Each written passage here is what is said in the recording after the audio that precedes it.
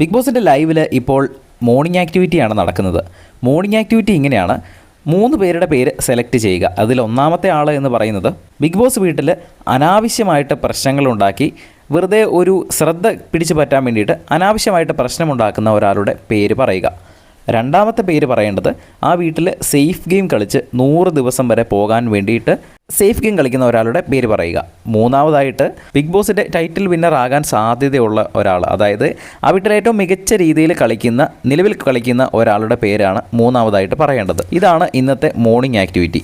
ആദ്യം തന്നെ ഷാനവാസാണ് വന്ന് പറയുന്നത്. ഷാനവാസ് ആദ്യം തന്നെ അനാവശ്യമായിട്ട് പ്രശ്നമുണ്ടാക്കുന്നത് അനീഷിൻ്റെ പേരാണ് പറയുന്നത്.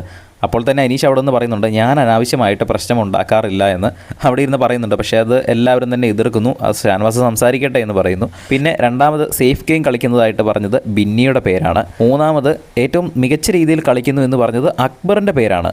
അത് പറഞ്ഞപ്പോൾ എല്ലാവരും സത്യം പറഞ്ഞാൽ ഒന്ന് ഞെട്ടി. അക്ബറും ഷാനവാസും ഇടയ്ക്കിടയ്ക്ക് ഒന്ന് ഉടക്കുന്നതാണല്ലോ. ഇന്നലെ കൂടി വലിയൊരു പ്രശ്നമുണ്ടായതാണ്. അക്ബർ മികച്ചൊരു പ്ലെയറാണ് എന്ന് ഷാനവാസ് പറഞ്ഞതിൻ്റെ കാരണം പറയുന്നത് ഇതാണ്: അക്ബർ നല്ലൊരു മൈൻഡ് ഗെയിമറാണ്. അവൻ പല രീതിയിലുള്ള മൈൻഡ് ഗെയിം കളിച്ച് എന്നെ പുറത്ത് ചാടിക്കാൻ വരെ അവൻ നോക്കിയിട്ടുണ്ട്.